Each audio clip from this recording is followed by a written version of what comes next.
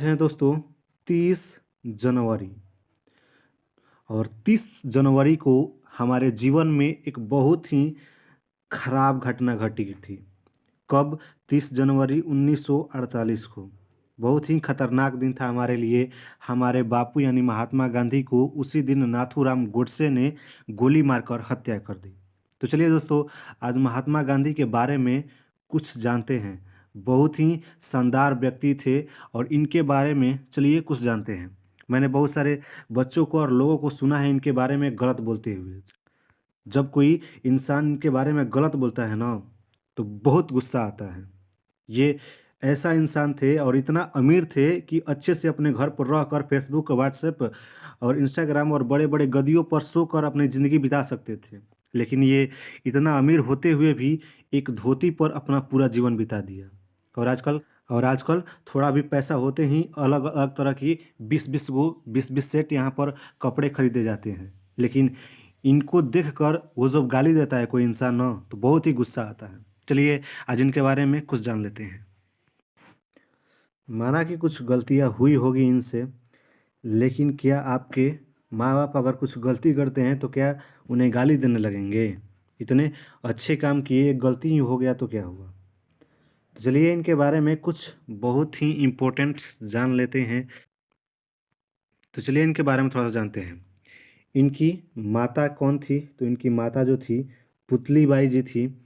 और इनके पिता कौन थे? तो इनके पिता थे करमचंद गांधी। यहाँ पर इनकी पत्नी कौन थी? कस्तूरबा गांधी। कंफ्यूज नहीं ना होइएगा कि इनकी माता पुतली बाई, इनकी पत्नी कस्तूरबा गांधी। तो याद कीजिएगा, ग से गांधी और क से कस्तूरबा गांधी।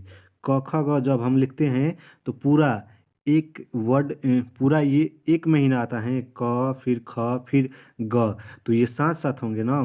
क से कस्तूरबा गांधी और ग से गांधी जी, यानी एक ही वर्णमाला में ये दोनों आ रहे हैं। तो ये क्या हो गए? पति पत्नी। और पुतली बाई हो जाएगी इनकी माता जी। इनके 4 बेटे भी थे, हरिलाल, मणिलाल, रामदास और देवदास। ठीक है।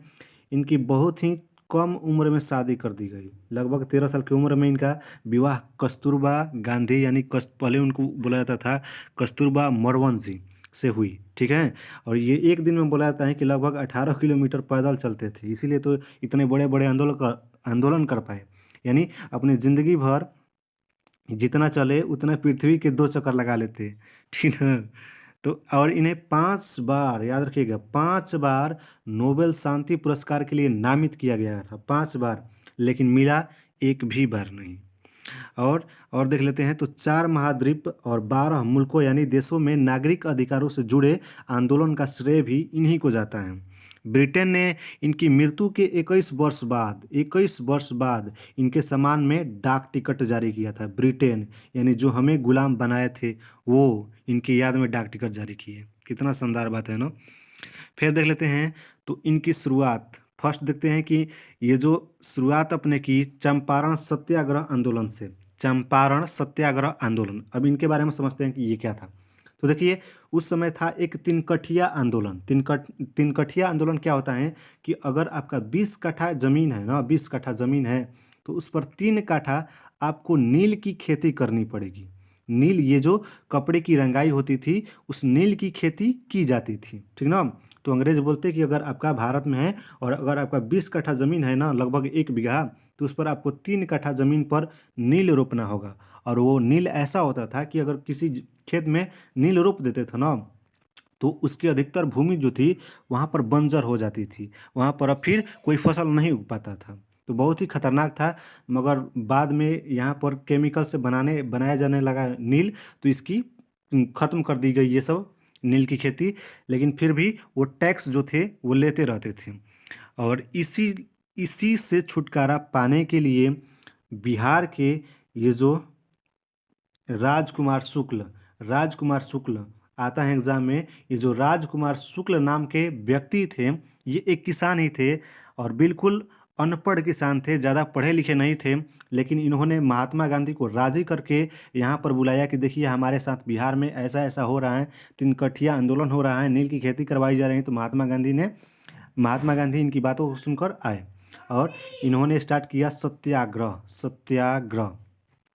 सत्याग्रह स्टार्ट किया और फिर बहुत सारा इधर उधर हुआ। और उसके बाद महात्मा गांधी ने जब आंदोलन किया तो 25% लगभग हिस्सा वापस किया गया इस बिहार के सभी किसानों को नील की खेती में जो लिया गया था, ठीक ना। और इसी से प्रेरित होकर जब रविंद्रनाथ टैगोर ने देखा कि महात्मा गांधी इतने अच्छे से यहाँ पर बिहार के किसानों की समस्या को सुलझाया, और इसी से उन्होंने रविंद्रनाथ टैगोर ने इन्हें एक उपाधि दी। वह उपाधि थी महात्मा की।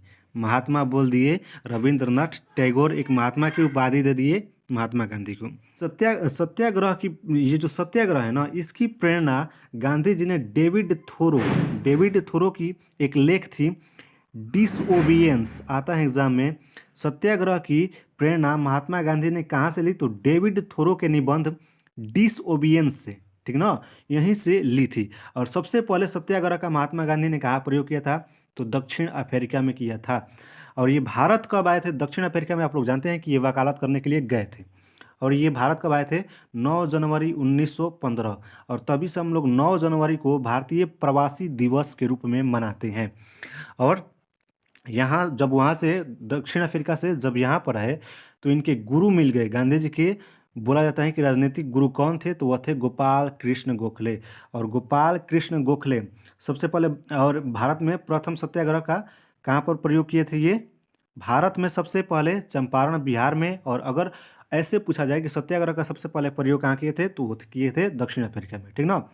तो गोपाल कृष्ण ने बोला कि 1915 और 16 जब ये वापस आए वहाँ से, दक्षिण अफ्रीका से वापस आए, तो बोले कि गांधी जी आप क्या कीजिए, 2 वर्ष पहले इस भारत को भ्रमण कीजिए, घूम लीजिए, तब आपको समझ में आएगा कि भारत में क्या क्या होनी चाहिए, ठीक ना।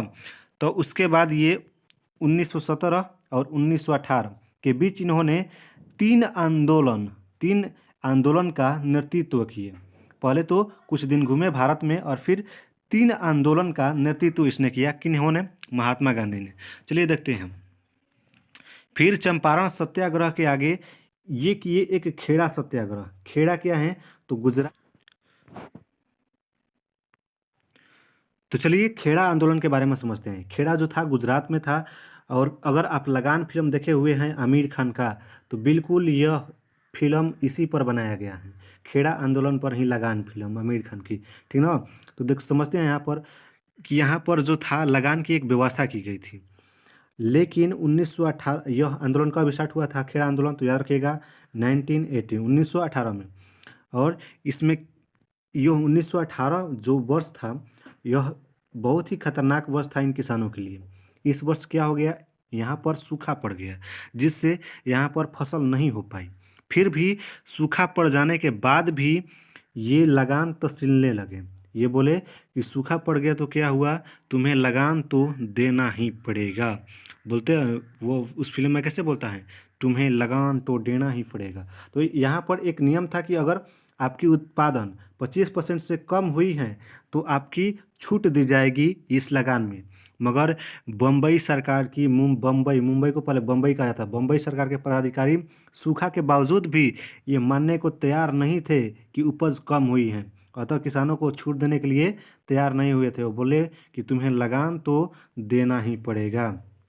इसके बाद गांधी जी ने खेड़ा के किसानों को और ध्यान दिया, और उन्होंने किसानों को एकत्रित करके उन्होंने सत्याग्रह करने के लिए उकसाया कि चलिए सत्याग्रह करते हैं, यानी बिल्कुल शांतिपूर्वक कोई आंदोलन।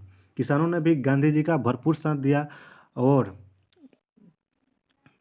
इस आंदोलन के दौरान ये जब आंदोलन स्टार्ट हुआ तो जो किसान लगान देने लायक भी थे, उन्होंने वो किसान भी लगान देने से मना कर दिया कि जो तुम्हें उखाड़ना है उखाड़ लो, हम लोग भी लगान तुम्हें नहीं देंगे। और फिर बहुत सारे किसानों को जेल में डाल दिया गया, कुर्की जब्ती की गई, धमकियां दी गई। इसके बाद जून 1918 बहुत ही, इस समय ये आंदोलन जो था बहुत ही खतरनाक रूप ले लिया था जून 1918 में। और इसी आंदोलन के दौरान वल्लभ भाई पटेल, ये जो वल्लभ भाई पटेल जो थे, इन्हें गांधी जी मिले, और ये गांधी जी के उसी समय अनुयायी बन गए। कब, किस आंदोलन में पूछा जाता है? तो ये खेड़ा आंदोलन में सरदार वल्लभ भाई पटेल महात्मा गांधी के अनुयायी बन गए थे, ठीक ना।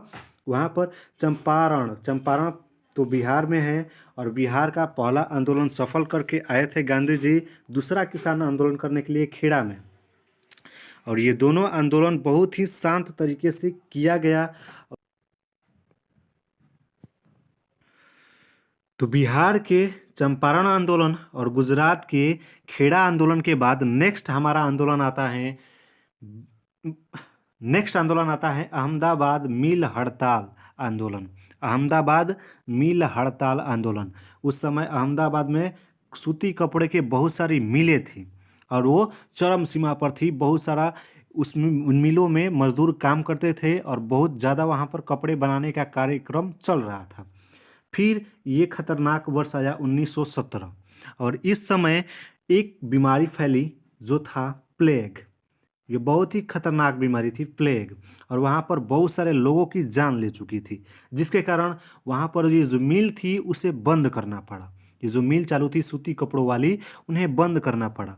और उन मिल में जो काम कर रहे थे मजदूर, उनको बोला गया कि आपकी बोनस को समाप्त किया जा रहा है। भाई साहब, आप काम नहीं कर रहे हैं, यहाँ पर आपकी मिल काम नहीं दे रही है, तो आपको बोनस कैसे दिया जाएगा? हमारे पास पैसा नहीं है, तो आपको बोनस नहीं देंगे। फिर गांधी जी ने, मजदूरों ने इसका विरोध किया। फिर गांधी जी ने इसमें हस्तक्षेप किया और मजदूरों से बोला कि बिल्कुल शांतिपूर्वक हम लोग हड़ताल करते हैं, और 35% बोनस मांग करने को कहा। 35% बोनस मांग करने को कहा, मगर मजदूर बोल रहे थे कि नहीं, हम लोग 50% लेंगे। हम लोग कितना लेंगे? 50%। और इसी समय गांधी जी ने अपना भूख हड़ताल अनशन स्टार्ट किया था। पहली बार भूख हड़ताल किया था यहीं पर महात्मा गांधी ने। तो अहमदाबाद मिल हड़ताल आंदोलन के दौरान पहली बार भूख हड़ताल किया था महात्मा गांधी ने। मिल मालिकों ने इस हड़ताल को देखते हुए बोला कि हम लोग 20% भाता देंगे, आप लोग 20% हम लोग क्या करेंगे, 20% आपको बोनस दिया जाएगा। लेकिन ये लोग नहीं माने और बोले कि हम लोग कितना लेंगे, 50%। फिर भी बहुत सारे इधर उधर हुआ और महात्मा गांधी ने इन्हें राजी कर लिया 35% बोनस देने के लिए। और इस आंदोलन में यहाँ पर अम्बालाल साराभाई की बहन अनसुईया बेन ने गांधी जी का बहुत ही साथ दिया। आता है किसने साथ दिया था? अम्बालाल साराभाई की एक बहन थी अनसुईया बेन, गांधी जी को बहुत ही साथ दिया, क्योंकि एक इनकी पत्रिका भी थी, दैनिक समाचार पत्र प्रकाशन करती थी। और आप लोग जानते हैं कि पत्रिका से कितना आसान हो जाएगा किसी आंदोलन को चरम सीमा पर पहुँचाने के लिए, ठीक ना। इसके बाद मिल मालिकों ने समझौता करके 35% बोनस देने के लिए राजी हो गए। तो ये था गांधी जी का भारत का दूसरा सफल आंदोलन। इस आंदोलन में पहली बार गांधी जी ने क्या किया था? भूख अनशन यानी भूख हड़ताल अनशन की थी। तो इस वीडियो में हम लोगों ने 3 आंदोलन के बारे में जान लिया। फर्स्ट, बिहार के चंपारण वाला आंदोलन, जिसको 3 कठिया आंदोलन भी बोला जाता है। सेकेंड, गुजरात का खेड़ा आंदोलन। और थर्ड हमारा हो गया अहमदाबाद मिल हड़ताल आंदोलन। इन 3 आंदोलन को अच्छी तरीके से हम लोग समझ गए हैं। नेक्स्ट वीडियो में बात करेंगे इनके अगले कुछ आंदोलन के बारे में, बहुत ही डिटेल्स और बिल्कुल आसान भाषा में।